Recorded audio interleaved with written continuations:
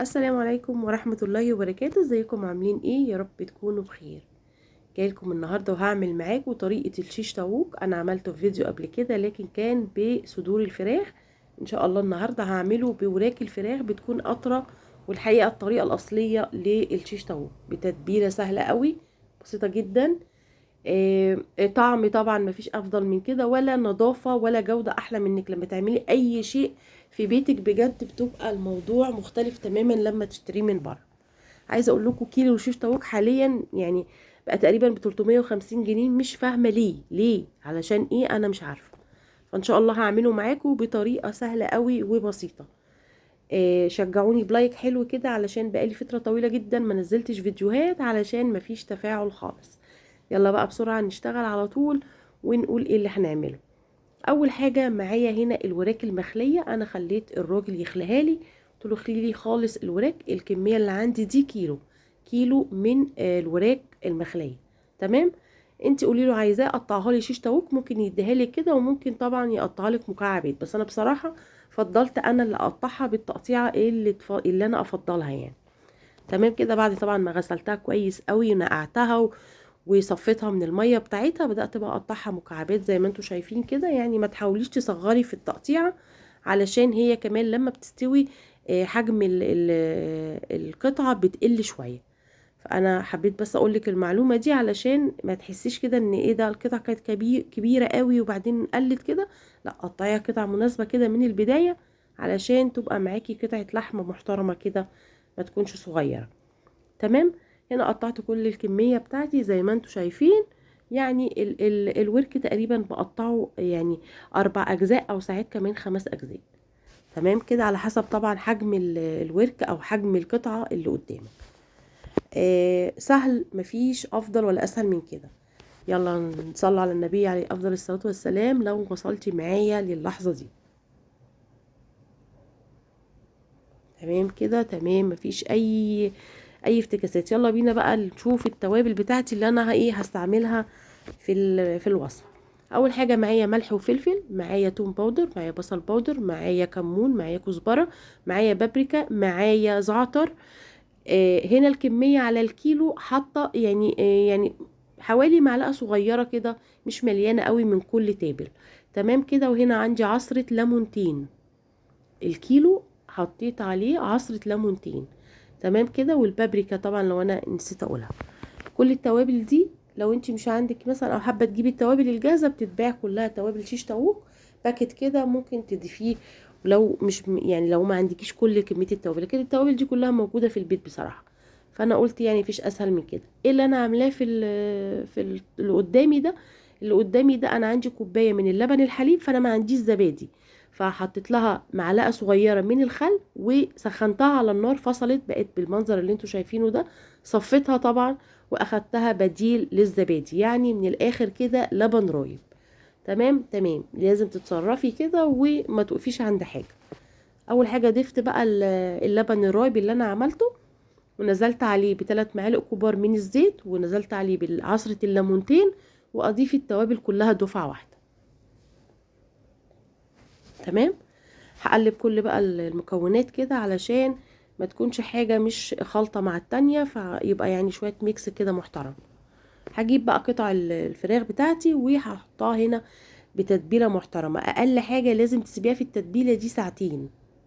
يعني يفضل مثلا لو انت عندك الحاجات بتاعتك جاهزه من اول ما بتقومي من النوم، بتتبليها وتسيبيها على الغدا.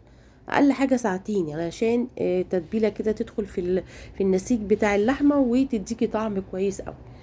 سبتها كده في التلاجة. طبعا انا هنا بصراحة سبتها حوالي 3 4 ساعات، يعني اكتر كمان من ساعتين. فسبتها على بال بقى ما جمعت بقية حاجتي او انا بعمل اي حاجة في المطبخ. التتبيلة كل ما بتسيبيها بتكون افضل وافضل. جبت بقى الفلفل. عندي فلفل الالوان. انا ما كانش عندي فلفل اخضر بصراحة، فمشيت الدنيا يعني. قطعته كده مكعبات كبيرة، وكمان جبت البصل بتاعي قطعته مكعبات نفس التقطيعة او نفس الحجم، علشان كلها تبقى متساوية كده، والسيخ تاكليه ويبقى شكله وطعمه وكل حاجة. تمام كده. هنا حضرت كل الخضار بتاعي. هبدأ بقى اجيب ده اللي انا بحطه دلوقتي ده اختياري، ده فلفل حامي، ده فلفل الاحمر اللي هو بنطحنه، بسيبه عندي في الفريزر مفرزاه، بيقعد معايا من سنه للسنه مش بيجرى له اي حاجه. فانا عشان حباها بصراحه النهارده اعملها سبايسي كده حاميه شويه، فروحت ضايفه معلقه كبيره من الفلفل الحار. تمام كده. التتبيله ريحتها كانت بجد جميله جدا، عايزه اقول لكم والله احلى كتير من لما تشتريها من بره. جبت بقى السيخ ده، انا السيخ نقعت شويه في الميه اللي هو الخشب ده علشان ما يتحرقش مني في الفرن. وبدات بقى قطعه من اللحمه على قطعه من الفلفل على قطعه من اللحمه على قطعه من البصل، وهكذا لحد ما بخلص السيخ. ما تحاوليش تضغطي قوي على السيخ وتمليه قوي، علشان يعني الفراخ بتاعتك تاخد السوى المظبوط. تمام. انا في اللحظه دي كنت مسخنه الفرن وسبته يسخن كويس قوي علشان ما تغيبش معايا وتنشف في الفرن. بس هي في الغالب يعني طالما بالوراك بتبقى افضل كتير بصراحه من الصدور. تمام كده. يلا ما تنسيش تضغطي لايك لو انت وصلتي معايا لحد هنا. تمام كده كفايه قوي. يعني 3 قطع كده كبار مع الخضار كده حلو جدا مناسب.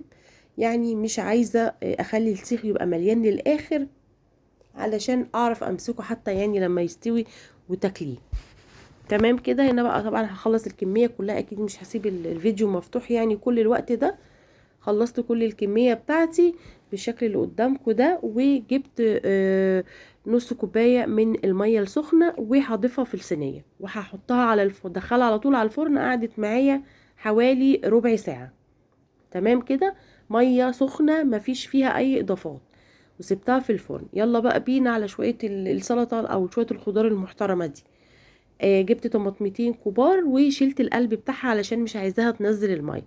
وهاخد هنا معلقه صغيره من السماق، ده بيودي السلطه في حته تانية خالص بجد.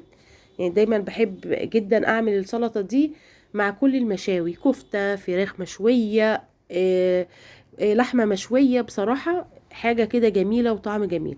عندي بقى هنا بصل وعندي فلفل وعندي طماطم وعندي حزمه من البقدونس. تمام كده. او من الكزبره، اي خضره انت بتفضليها دي فيها. تمام. حطيت بقى هنا السماق حوالي معلقه صغيره والملح بتاعي وعصره ليمونه وكده تمام قوي. الطبق ده ممكن تعمليه بالرز، ممكن تعملي جنبه مكرونه زي ما انت حابه. انا بصراحه كنت عاملاه عشان كان سندوتشات، انا كنت عاملاه سندوتشات، ما كانش فيه اي حاجه معايا غير السلطه ديت، وكان بجد حاجه كده عجبت الولاد جدا، وان شاء الله تجربيه ويعجبك. خلاص كده. يلا بينا بقى ايه نقدم الطبق بتاعنا، نفرش الفرشه بتاعتنا بالسلطه الجباره اللي كانت ريحتها جميله. تمام كده. كده انا خلاص تقريبا الفيديو بتاعي خلاص انتهى. وبأكد عليكم ما تنسوش تضغطوا لايك، ولو اول مرة تشوفيني ما تنسيش تشتركي في القناة وتفعلي الجرس على الكل علشان كل اشعار جديد بينزل تشوفيه. اشوفكم بإذن الله في فيديو تاني، والسلام عليكم ورحمة الله وبركاته.